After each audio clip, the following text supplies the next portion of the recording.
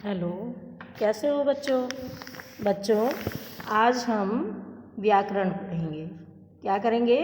व्याकरण का पाठ 1, भाषा और उसके रूप। देखिए बच्चों, अब हम पाठ शुरू करते हैं। भाषा और उसके रूप।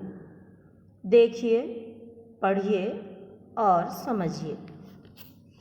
अरे अलीना, तुम फूल मत तोड़ो। देखो बोर्ड पर क्या लिखा है। फूल तोड़ना मना है।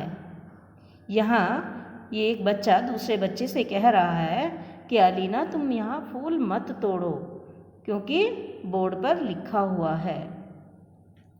बच्चों, आपने चित्र में देखा कि अलीना फूल तोड़ने वाली थी। तभी दीपा उसे बोलकर तथा बोर्ड दिखाकर फूल तोड़ने से रोक देती है। तो बच्चों देखो, वो फूल तोड़ने के लिए मना करती है। कौन? दीपा। अपनी बातों को दूसरों तक पहुंचाना और दूसरों की बातों को समझना भाषा के द्वारा ही संभव हो पाता है। हम कह सकते हैं कि भाषा मनुष्यों के बीच बातचीत का एक सरल साधन है। भाषा मनुष्यों के बीच बातचीत करने का एक सरल साधन है, क्योंकि भाषा के द्वारा, बातचीत करने के द्वारा ही हम एक दूसरे की बात को समझ पाते हैं, सुन पाते हैं और उस पर अपनी प्रतिक्रिया व्यक्त कर पाते हैं। यदि हम किसी की भाषा नहीं सुनेंगे, किसी की बात नहीं सुनेंगे, तो हमें पता ही नहीं चलेगा कि वो व्यक्ति हमसे क्या कहना चाहता है और हमसे क्या समझाना चाहते हैं। ये सब भाषा के द्वारा ही संभव है। भाषा के रूप। मौखिक भाषा। आयुष और प्रणव अपनी बात एक दूसरे से कह रहे हैं, यानी ये मौखिक भाषा है। जो बात हम मुंह से बोलकर या कानों से सुनकर करते हैं उसे मौखिक भाषा कहते हैं। नेहा अंशु से टेलीफोन पर बातें कर रही है, तो ये क्या है? ये भी मौखिक भाषा है। ये सभी लोग बोलकर अपनी बात एक दूसरे तक पहुंचा रहे हैं और एक दूसरे की बात सुनकर समझ रहे हैं। भाषा के इस रूप को मौखिक भाषा कहते हैं। क्या कहते हैं? मौखिक भाषा कहते हैं। अब लिखित भाषा। अध्यापिका लिख रही है और बच्चे उसे पढ़कर समझ रहे हैं। अध्यापिका क्या कर रही है? अध्यापिका बोर्ड पर लिख रही है और बच्चे उसे पढ़कर समझ रहे हैं। ईशान के द्वारा लिखा पत्र नानी जी पढ़ेंगी। ईशान के द्वारा पढ़ा पत्र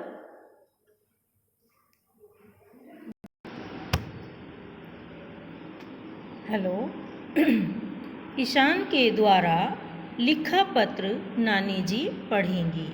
किसके द्वारा लिखा पत्र? ईशान के द्वारा लिखा पत्र नानी जी पढ़ेंगी। यहाँ अध्यापिका और ईशान लिखकर अपनी बात दूसरों तक पहुँचा रहे हैं और दूसरे लोग उसे पढ़कर समझ रहे हैं या समझेंगे। भाषा के इस रूप को लिखित भाषा कहते हैं। क्या कहते हैं? भाषा के इस रूप को लिखित भाषा कहते हैं, क्योंकि जो बातें हम लिखकर और पढ़कर बताते हैं उन्हें लिखित भाषा का रूप दिया गया है। अब देखते हैं बच्चों, इस तरह भाषा के 2 रूप होते हैं। भाषा के रूप मौखिक भाषा और लिखित भाषा। मौखिक भाषा भाषा का एक ऐसा रूप है जिसमें हम बोलकर समझाते हैं तथा सुनकर समझते हैं।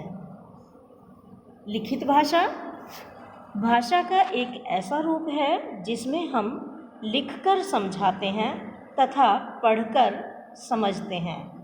तो ये क्या है? ये लिखित भाषा का रूप है।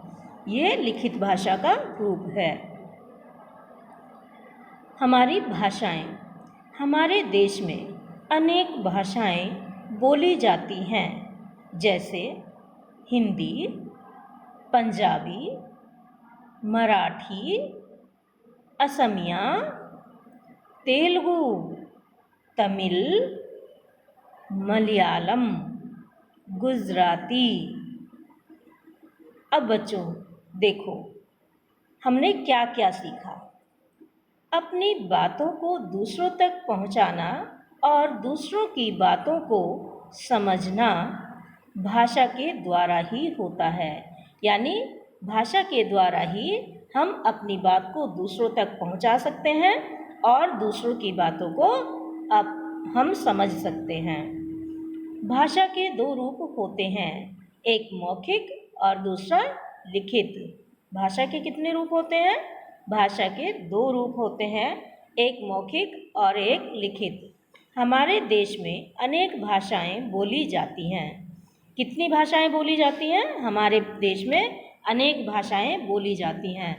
हमारे देश में बोलियां अनेक हैं और जैसे अभी मैंने आपको बताया था, हिंदी, पंजाबी, मराठी, असमिया, तेलुगु, तमिल, मलयालम, गुजराती।